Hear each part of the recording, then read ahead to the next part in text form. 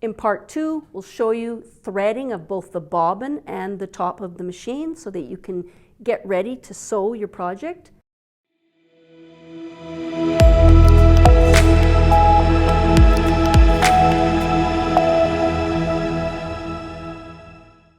Okay, let's get on to actually threading the machine and starting to use it.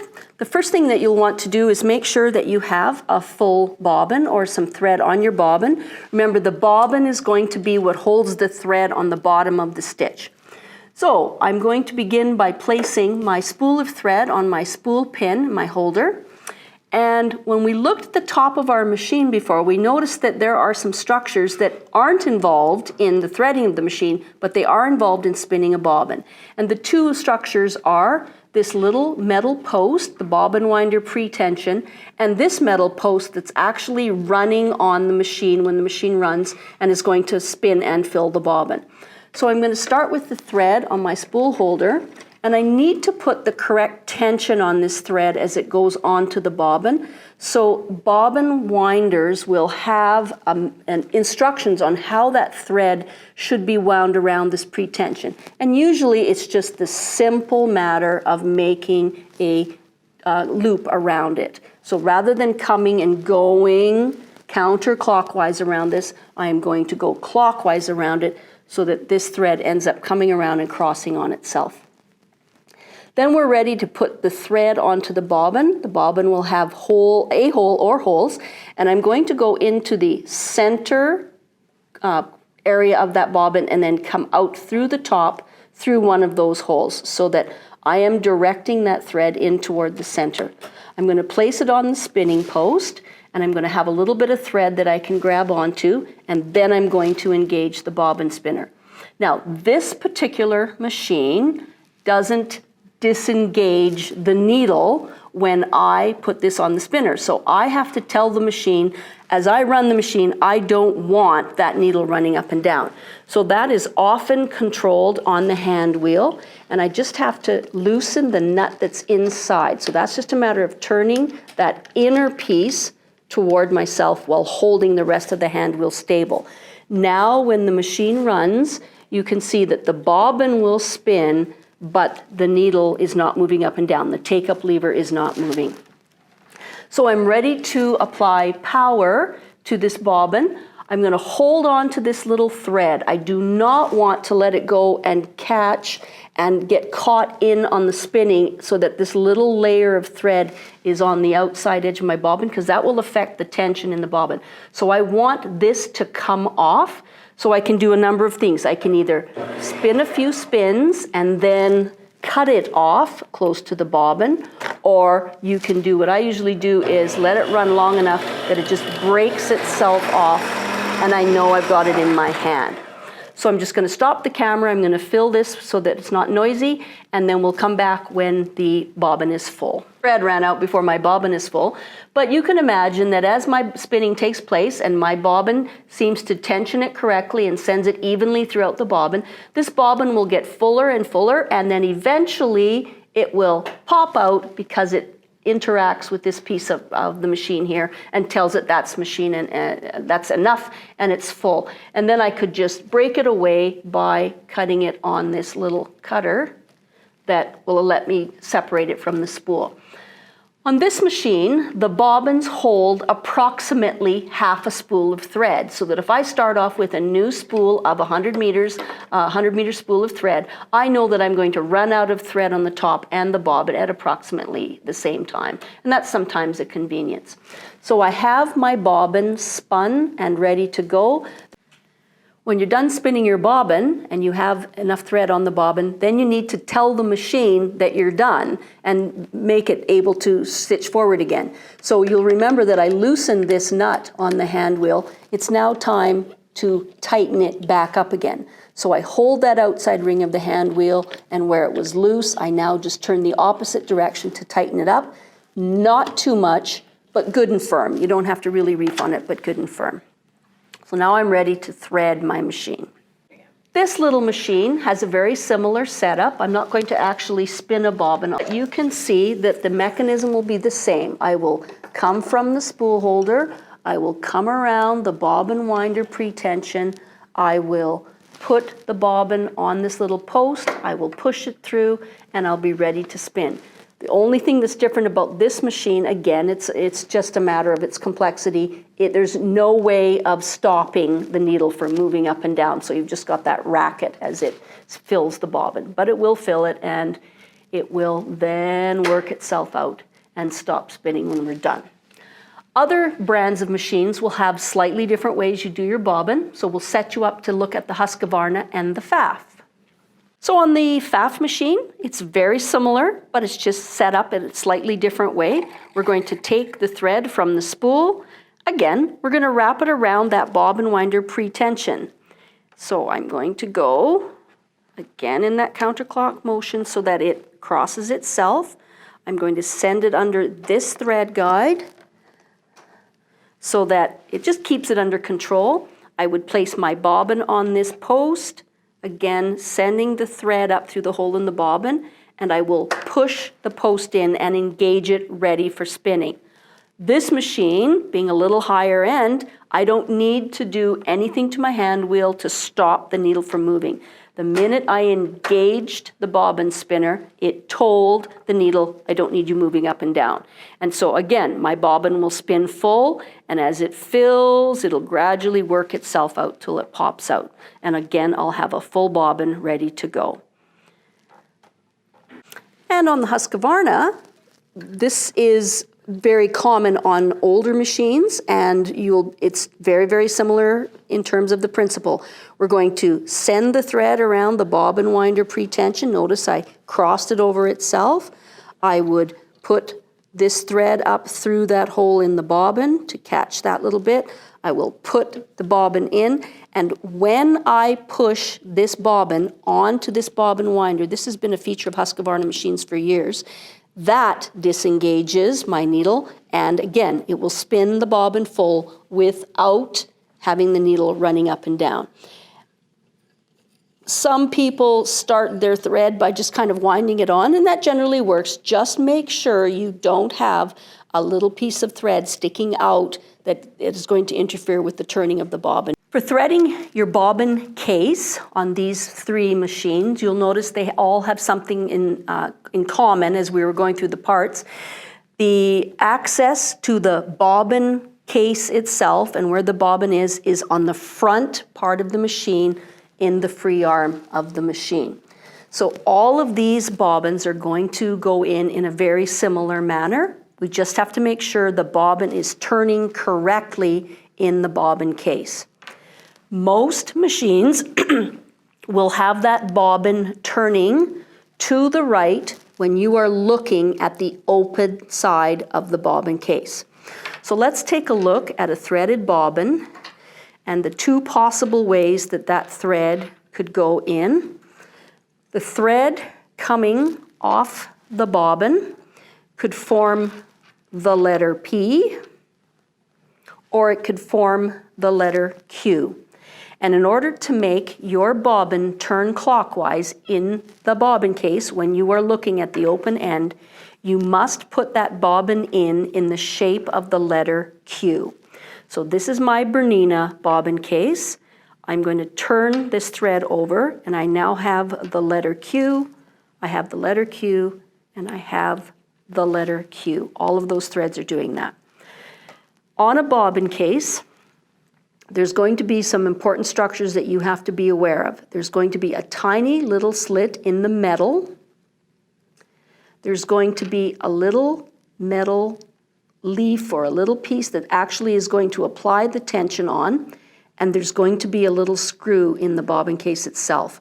That little screw sets the tension on the thread as it's coming out, and most machines are going to have that preset from the factory, and you're not going to fool around with it, or in fact, fool around with it at your peril, because it can really change how your machine makes stitches. So for basic sewing in your home, you're making simple garments, you're making craft projects, you're likely able to trust the tension setting on that bobbin case.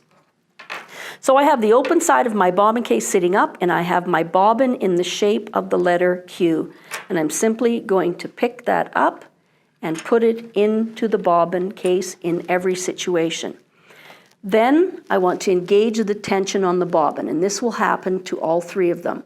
I will hold the bobbin case in my hand and I will pinch the bobbin so that it can't freely move. And the first thing I need to do is direct that bobbin thread into that tiny little opening in between the metal, and then holding on so the bobbin just can't freely turn, I need to direct that thread underneath that little piece of metal that's applying the tension.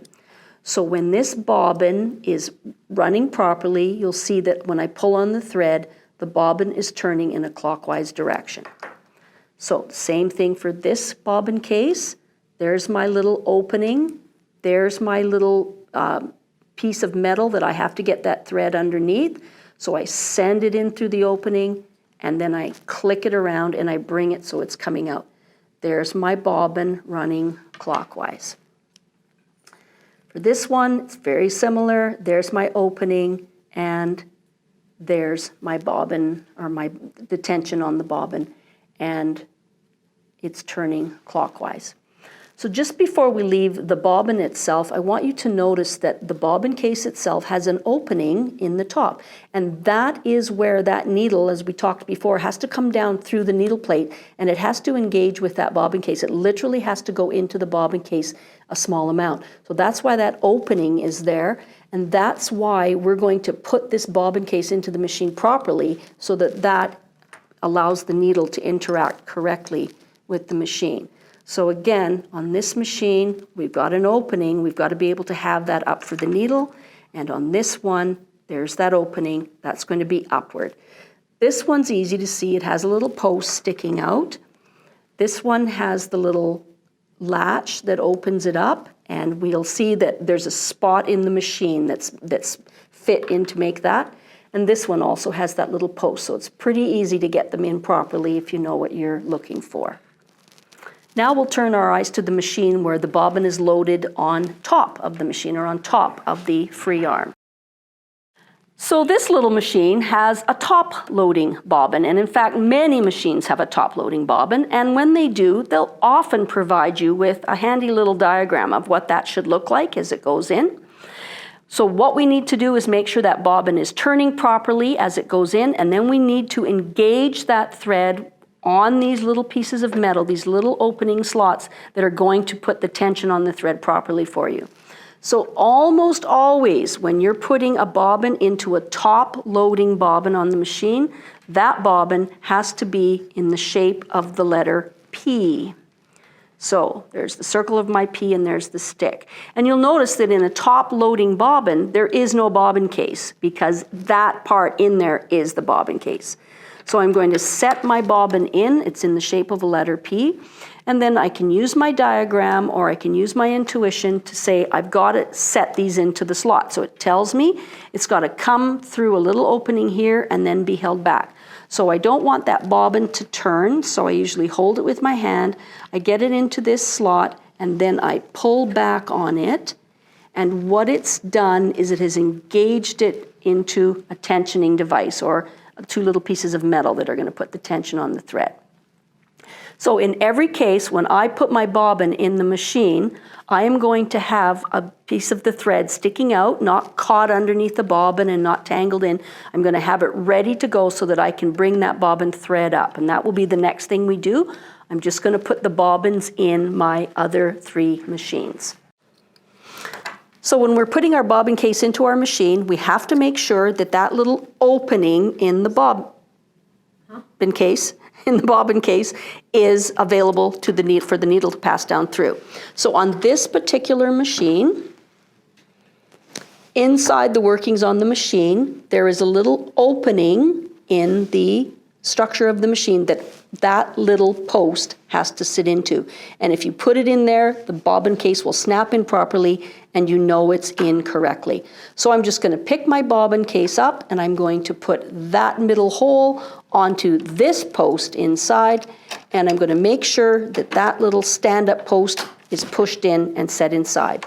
You'll notice I left that thread sticking out the front of the machine for later on when I'm going to bring my thread up. On the FAF machine, it's very similar. But the FAF machine doesn't have that little post that sticks up off the bobbin case. It's quite a smooth structure, but we can see that little hinge that you open up to pull the bobbin case out is sitting at a certain angle, and then there's our opening. So that's a strong hint. This is probably going to be up at the top when we put it in the machine. And we can see inside here a little shaping of the nylon pieces inside the machine, which is where this little hinge structure is going to go. So I know I can aim to put that in place and it'll snap in, and I know it's done properly. Again, I have that thread sticking out the front of the machine waiting to be picked up for sewing. And on our last machine, again, that little post at the top of the bobbin case is a hint about where that has to be pushed into the machine. Just make sure you hear that little click and that your thread is sticking out the front. So you're ready to thread the top of your machine now, and there's some important things to be aware of when you start.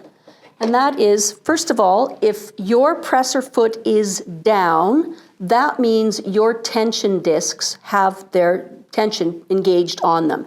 And so you will find it easier to pass the thread through the machine if you would bring your presser foot up before you thread your machine.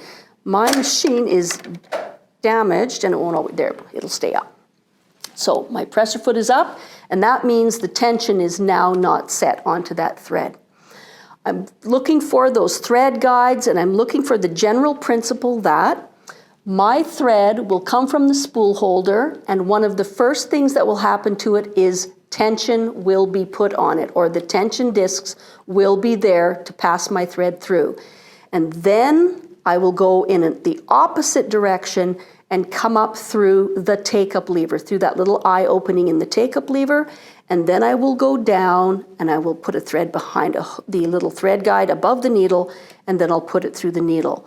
So it comes from the spool holder, it will have the place where it gets the thread, the tension potentially put on it, and then it will go through the take-up lever, and then it will go down to the needle. So that will mean that it's always in the shape of a capital N or a mirror image, capital N. That's fundamentally going to happen on every machine.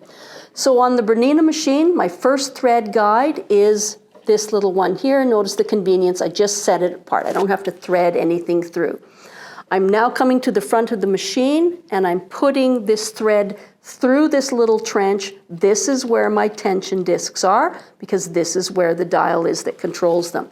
On the Bernina, it doesn't matter if I go on the left side or the right side of the disc. It doesn't matter. I'm going to come down, I'm going to go underneath this thread guide, and now I'm going to go straight up.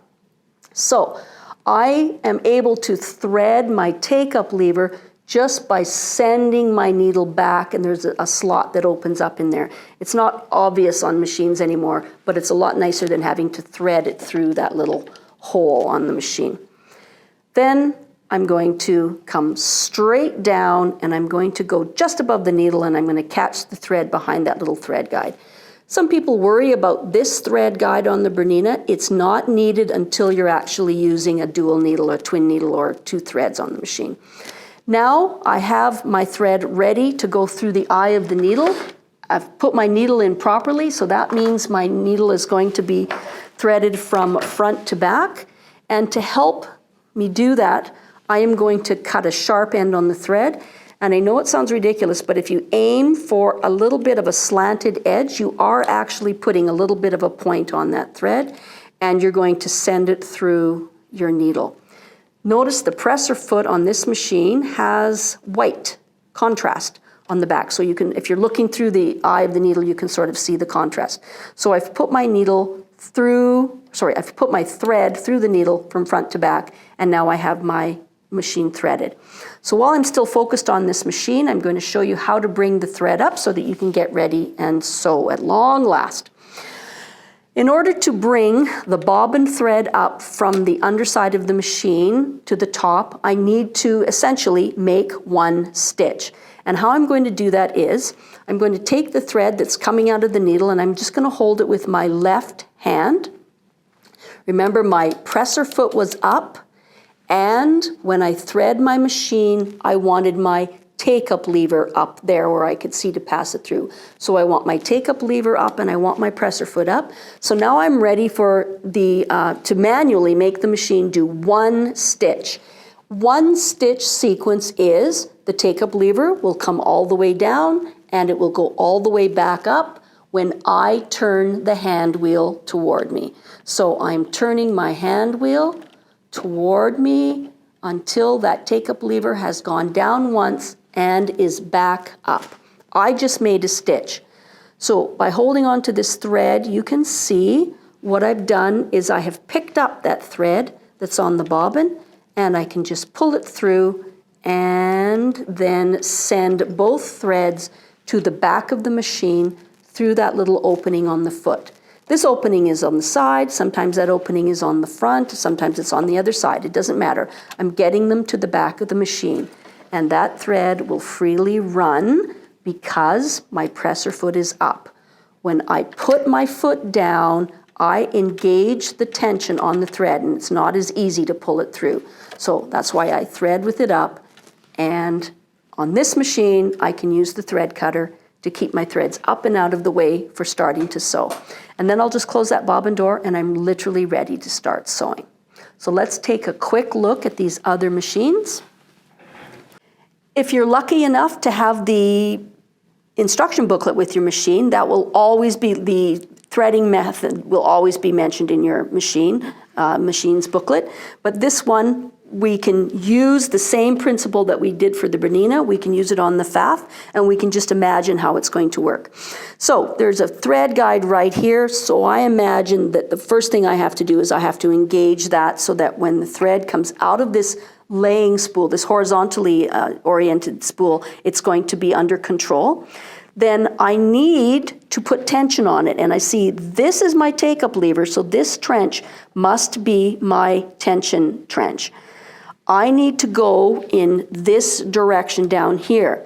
So what you're going to want to do is use the bobbin winder pre-tension to change the direction of the thread, and I'm going to come down through the front of the machine, and it's going to, inside here is where my tension is. I don't fool around with it. I know that it's there and it's going to engage for me. Then I'm coming back up, and now I'm going to come up, and this time through the take-up lever. So I started on the left and I'm moving toward the right, which was different from this machine. I started on the right and moved toward my left. So while I got a capital N on the Bernina, I'm going to get a reverse capital N on the Pfaff. So now I'm coming down this last slot through to the front of the machine, and I am going to again keep that thread under tight control by putting it behind one of these little thread guides. And this not being my machine, I'm not handy at it. I wonder if I'm going to... There we go. And now it's ready again to go through the needle.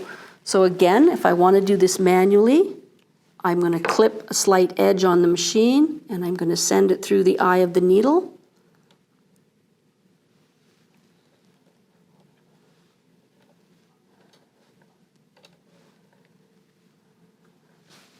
Now, this being an electronic machine, it may actually be able to, you might actually be able to run the machine to make one stitch. I don't know, but it's not going to hurt the machine to still do the same method. I see my take-up lever at its highest point here, and I'm going to turn the hand wheel one complete rotation for one stitch. So it's going to start here and end here, and my hand is holding onto the thread coming out of the needle. So one complete rotation, there's my take-up lever, and I turn that hand wheel toward the front of the machine. There you can see my little loop coming out. So it's not as tall as the loop coming out of the Bernina, so how do you solve that problem?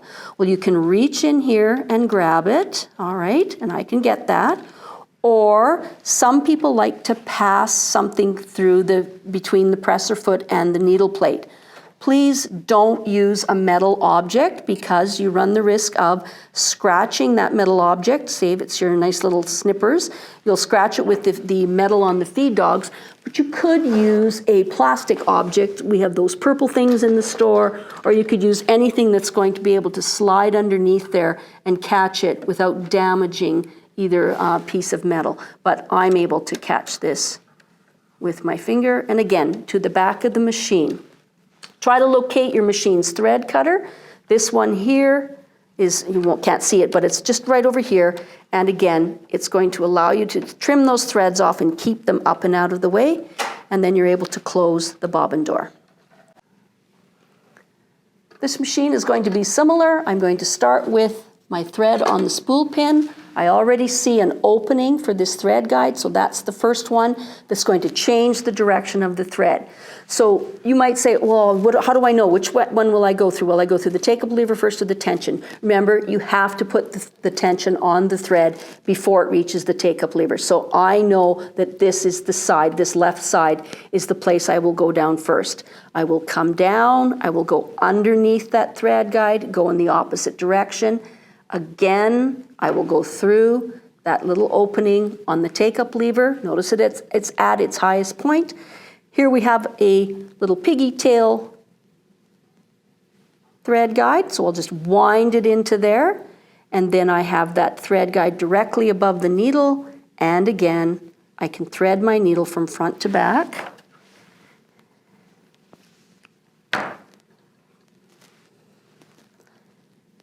And you'll notice that this machine also has the white in behind the needle so that it just makes it a little bit more contrasted so you can see it. So I'm going to do the same thing. Hold my needle in my left hand. I'm not putting any pressure on it. I'm just going to hold that needle thread steady so that it's not getting lost in the machine. I'm going to turn the hand wheel toward the front of the machine so that take-up lever makes one complete stitch all the way down and all the way back. And then I can pull it up and I'm going to see my bobbin thread come through to the back of the machine. And this machine has a real good sharp cutter, but it's right on this post that holds the presser foot. And you just extend it over there and you can even up your threads and you can close your bobbin case. And in part 3, we'll show you some tips for sewing and do a little bit of troubleshooting, helping you through some of those minor problems that might come up.